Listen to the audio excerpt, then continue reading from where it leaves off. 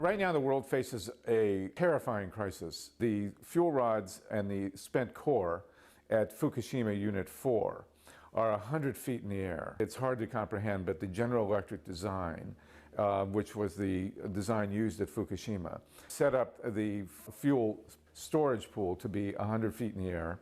And as a result of the accident, the residual rods from this unit are in a very, very precarious position.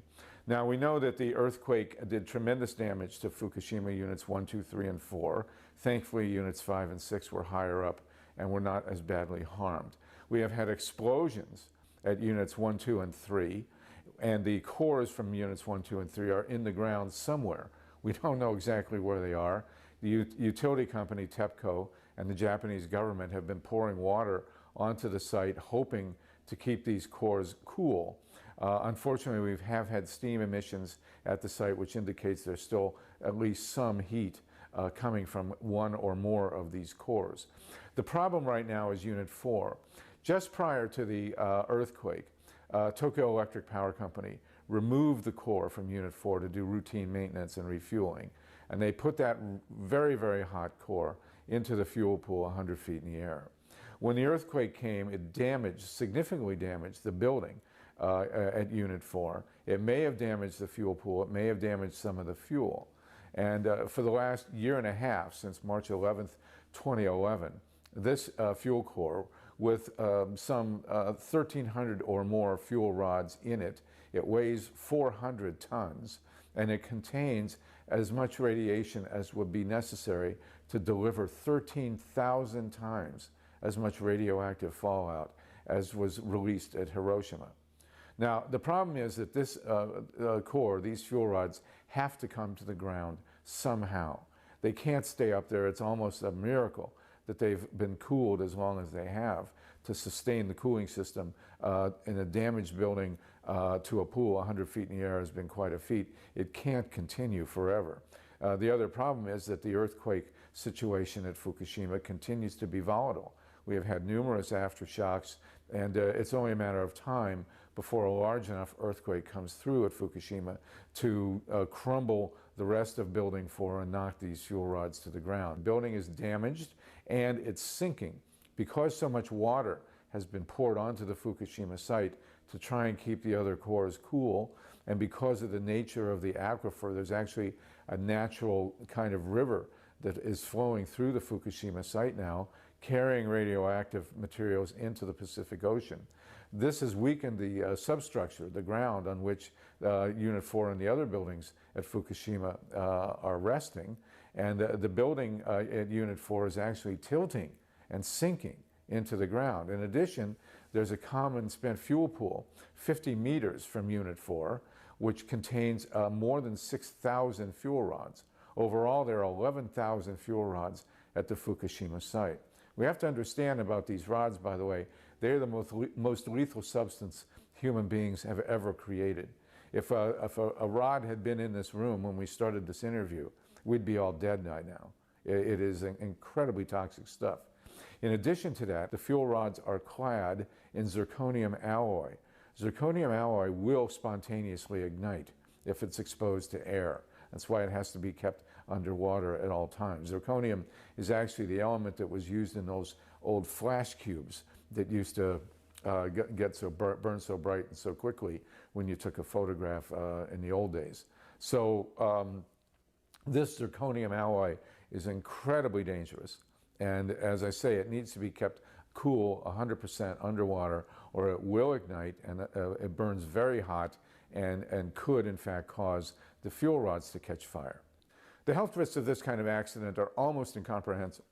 You have Tokyo, one of the world's largest cities, with a huge conglomeration of human beings less than 200 miles away. The cloud from Fukushima from this kind of accident would not diminish in its lethal capabilities. We're already seeing hotspots in Tokyo from the releases that have come now that are very, very dangerous. Radiation does not come down in some kind of magically evened out average dose. You get huge clumps of radiation that coming down, which are lethal. We've seen it at 3 Mile Island and at Chernobyl, and already at Fukushima, where the thyroid abnormality rate among children is starting to look very suspect.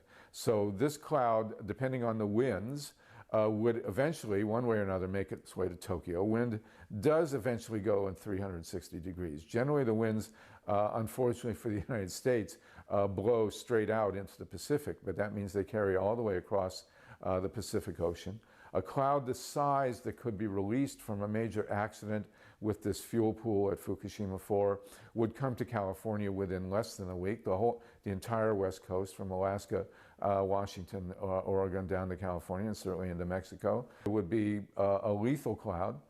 Children and the elderly would be affected first.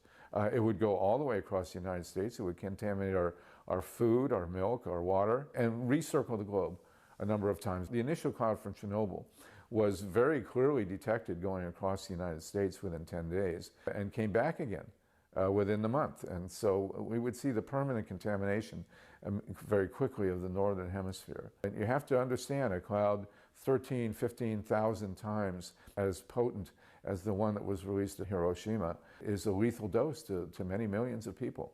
So the implications of a fuel pool at Fukushima that loses its water in the air, or where the rods deteriorate to the point where they can catch fire, or that falls to the ground with an earthquake or the crumbling of the building, or that's mishandled by TEPCO or whoever else is doing it, trying to bring it to the ground.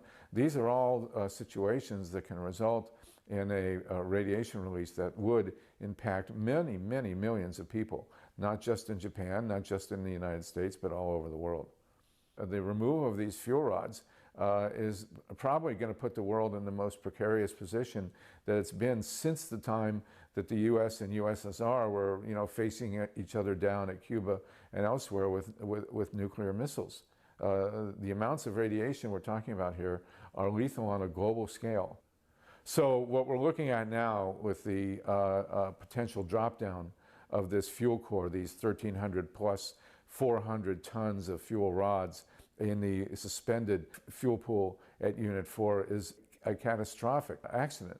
Now, Tokyo Electric Power has said that they want to remove these rods and try and bring them down in November. We don't believe a private utility company, certainly not TEPCO, which has had a terrible track record already at Fukushima, is capable of doing this job. They don't have the financial, the technological, the scientific resources. They've just earmarked another $10 billion for the Fukushima site, but it's not sufficient. The government of Japan has stepped in, but the government of Japan has a vested interest in not letting the world know how serious the situation really is. They've just secured the 2020 Olympics, which is astounding to me, but nonetheless, we can't trust either entity.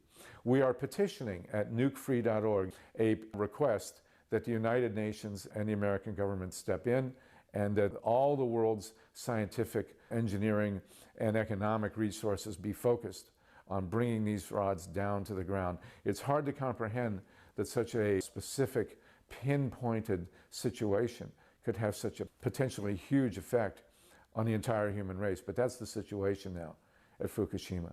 So we're asking people to go to the nukefree.org site to link to the petition, which is on MoveOn.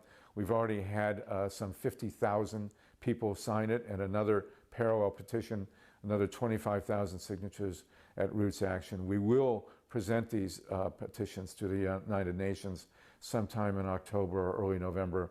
And you know, the survival of the human race is really at stake here, and we hope that people will focus on this. We want 24/7 coverage of this. When they move in to move these fuel rods, we want it live televised so that the whole world can be watching. It's the only hope we have that there's a real transparency at Fukushima.